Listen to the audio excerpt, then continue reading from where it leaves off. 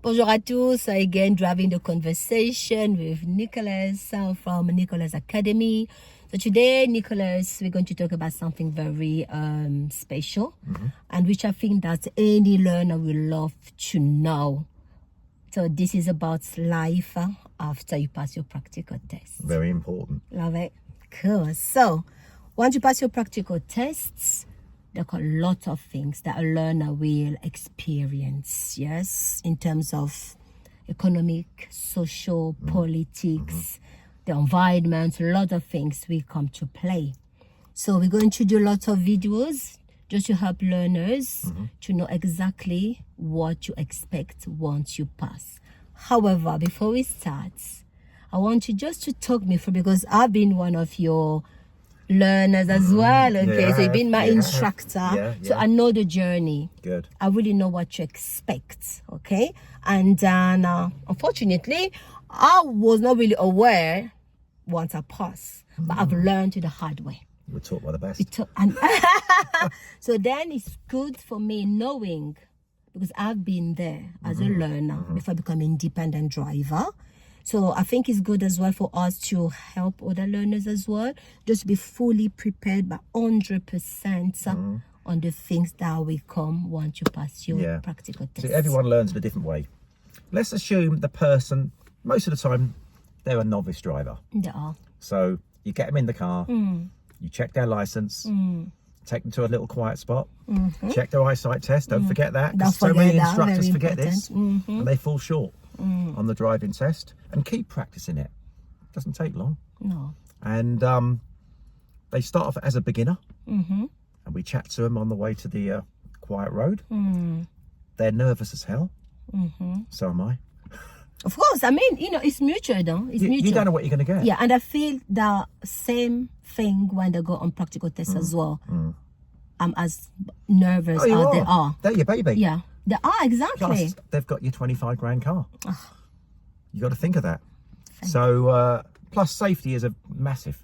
But when a pupil's on test, and I know we're jumping it a bit, they're an inexperienced driver. No matter how many lessons they've had, they're inexperienced. They're in charge of that car for the first time on their own. They got someone sitting next to them wearing a yellow jacket. Yep. And most pupils are nervous. They are. And nerves can cost them the test. Definitely. Not necessarily their driving. But let's go to the beginning, the journey. The journey. Brand new driver from scratch, okay? Shaking like a leaf. Yeah. They got no idea. We're talking a manual car, are we, or automatic? I mean, it's the same. I believe manual or auto, but once you pass your practical tests, remember, it's a journey. You know, like we mentioned in the past, talking about a baby. Yeah. When you have a child, when they start crawling a little bit, we are very like protective. We're there. We try to guide them. Even for those who got kids, we put lots of little protections at home. Anything just for safety reasons. Yep. And then the kids start walking. We kind of hold their hands. And then at some point, they've gone. They start walking and they start running by themselves. So I think that journey is so important. The role that we play as instructors in the learner's life. It's called risk management. Amazing. It's what we're trained on. Exactly. You see, because when you're in a vehicle like this, or any vehicle, it's a risk. It is, and you have to work out who's going to manage the risk. Now, at the beginning, it's all us. Yeah. And then gradually, as that pupil becomes more confident and has more ability, the risk starts to move to the pupil. But it never goes completely to them. No, it doesn't. Because we're always here with the dual controls if needed. And that is how it works. So as the driving progresses, hopefully I put more responsibility onto the pupil, so I can put my feet up. And then the people start taking everything away from you. Yeah. And then obviously they get ready for tests and they've gone for the practical test. That's right. And then, happy days, they pass the practical test. What a journey. What a journey. And then we swap seat, we drive them back home, and then see you later. Or sometimes you might stop and do a quick photo. Oh, always. For social media. Always. And then they've gone. Now. But have they gone? Have they gone? Not always. If you feel that you got a pupil who passed but was a little bit nervous, get them back if you can. And I think, regardless of what standard they are, come back for a refresher. Okay. But the most important thing is, this is what really worries me, is a person could pass their test and not drive for years. Yeah. Have a full license. That license is then 3 years old. and they haven't driven a car. What is the reason? That's exactly the Right. point of today's video, you guys. Exactly. The life after Could it be money? you've passed.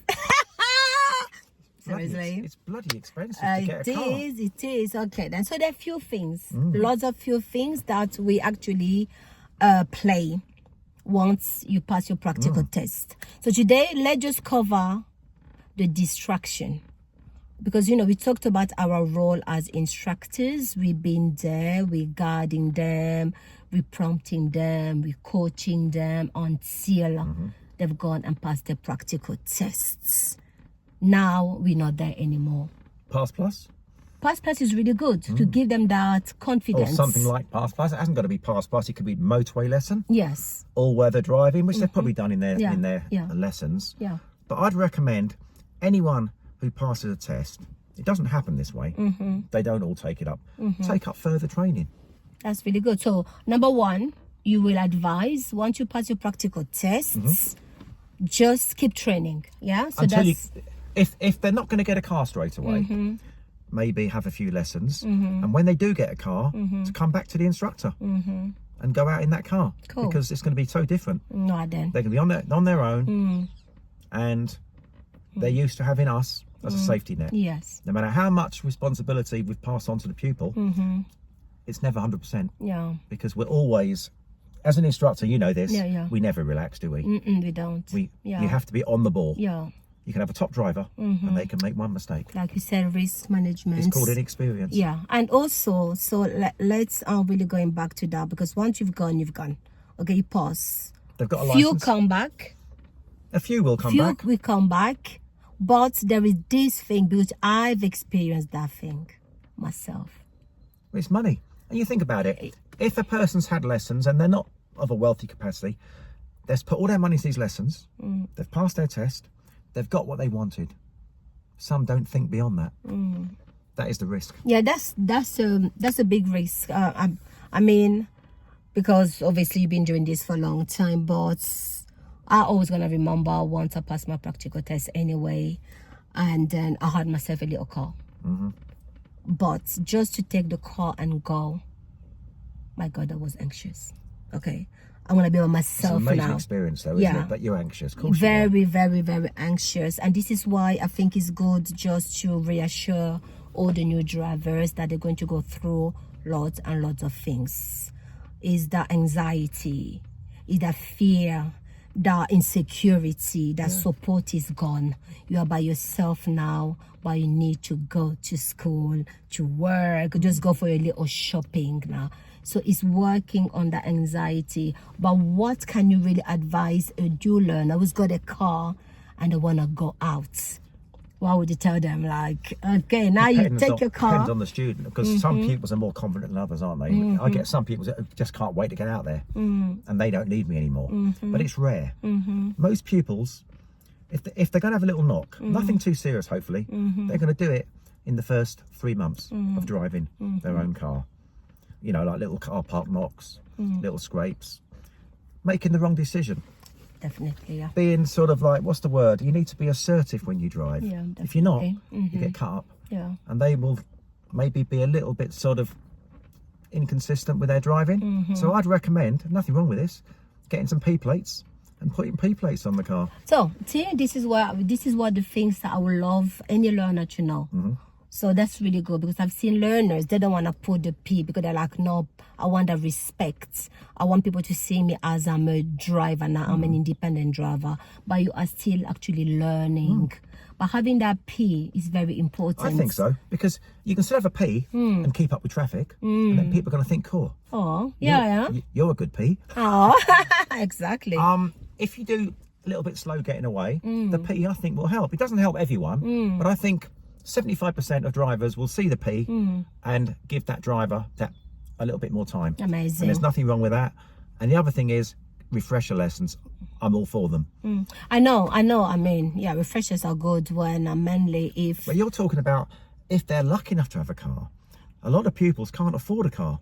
Yeah. They pass their test, 2 years down the line, they still haven't got a car. I know. Then what? They're then rusty. They come back for lessons in 2 years' time. It's like they're like learner drivers again. That's a worry. Yeah, I mean, therefore, the refresher becomes very important. But let's just assume, because I have a story to tell. I went to Bromley the other day and I came across one of my previous students. And then I went, oh, hi. He said, oh my God, Mimi, I was just thinking of you today. I said, oh, how's it going? It's like, I took a month before I decided to go by myself. Right. Okay. And I said, oh my God, why? I felt so nervous. I did not have you again, just you hearing your voice guiding me. You were not there anymore. And I have to ask my husband every time to sit in the car with me until the day I have to go to work. That's after a month. I took the car. So, and then she went by herself and came back. So since then, she's driving by herself. By the same day, she said that she was thinking of me the day I met her, because she said she was driving and removed her hand off the steering wheel. And then she goes to her husband, oh my God, if only Mirai sees me. She will say, put those hand back on your steering wheel, put those hand back. Yeah. So, and then I said, oh, that's really nice. She goes, no, literally, you are in my head and my ears every time I'm driving. That's good. That's really good. I was very happy to hear that. So that's what I think is good for any learner, not to feel now that I'm driving to drop all the good habits. That's right. You have to keep driving to always be a good driver. Right. Because the more you drive, the better you become. The only thing, it's good. But the thing is, these pupils, once they get in their own car, they need to get their own personalities. Because if they drive like they're on a driving test, they're not really going to progress, unfortunately. Yeah. Because a driving test drive, very few people on the road drive like that. You want to be safe. You want to be positive. And you also want to be assertive. Driving test is a very nervous drive, isn't it? It is indeed. You never really get a great drive on a driving test. There's always something, a lot of these pupils pass, and sometimes you wonder how the hell they do it.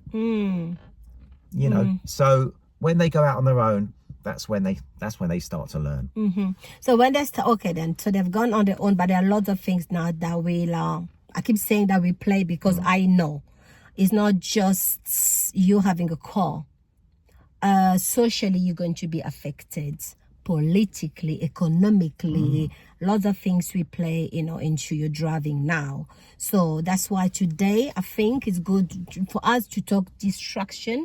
Because I think once you are by yourself, it's you, because your instructor has this role of managing the risks, prompting you if they see there is something just about to happen. Safety net, really. Yeah, that safeness is there. So now you're by yourself. You got your friends now. You got the radio, your mobile phone now. There are lots of things that can actually distract you now. And you think sometimes you might go clubbing and the fuck that you're driving, you must start maybe having a glass. Maybe if you go clubbing, you might be drinking. But so lots of distraction. I find this is where it gets tricky. When you pass your test, you're on 2 years probation. Yeah. That's pretty strict. That's the law. Basically, 6 points and you could be out. Definitely. So there are so many cameras now. I'd say this to any new driver, any driver. You can get points without being a bad driver. Definitely. 20 mile an hour zones. You can get points for doing 24 mile an hour in a 20 zone. So you need to concentrate, check the speed limits. You might jump an amber light by mistake because it's not safe to stop. But a camera can still get you for it, and you could lose your license. So that's something you've got to be very careful of. You need to really concentrate hard and hang on to your license for the first 2 years, maybe a black box or something. Keep an eye on your driving. That's really good, yeah. You can't really relax, not totally, because 2 years probation, 6 points, that's pretty harsh actually. So that's another thing. Yeah, it's a lot of pressure. It's a lot of money, things to, potholes, arseholes. You got you got potholes and arseholes on the road. What more can you ask for? Right, exactly. It's tough, but you know what? Driving's the best thing ever. Get yourself driving, get yourself a license, get your independence, and you'll never look back. Yeah, and stay safe. Such a great experience. It really it is the name, independence. independence. You don't have to rely on mom and dad, your friends. You can whatever. go, from A to Z, wherever you want to go. And then, so think about the distraction, you guys. But we'll be back again to cover more. You mentioned something, with the law, like you might lose your license. You're on 2 years probation. So we're gonna do more videos. That's with the law, politics. There are lots of things that really will affect your driving. So it's not just celebrating. Yeah, I've got my license, but you must look after the license as well. And One thing I'm going to finish on here is you think.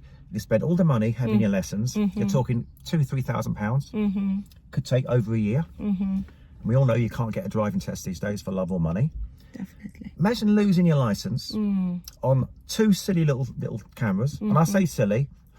I'm not saying that you should get caught in cameras, but wouldn't it be cruel to lose your license doing 24 in the 20 zone, and then because a car was up your backside when driving, and you jumped an amber light for safety, you've then got 6 points. Wouldn't that be bad luck? How would you feel losing your license after all that work? Then you've got to come back again. Insurance could be double. Definitely. And there's no guarantee you'll pass. So please, all new drivers out there, please take extra care, have fun, enjoy yourself, but just be very, very vigilant. As a saying, you've got to be like Caesar's wife for the first 2 years. Stay safe, everyone. Stay safe. If you're driving, obviously, be safe on the roads.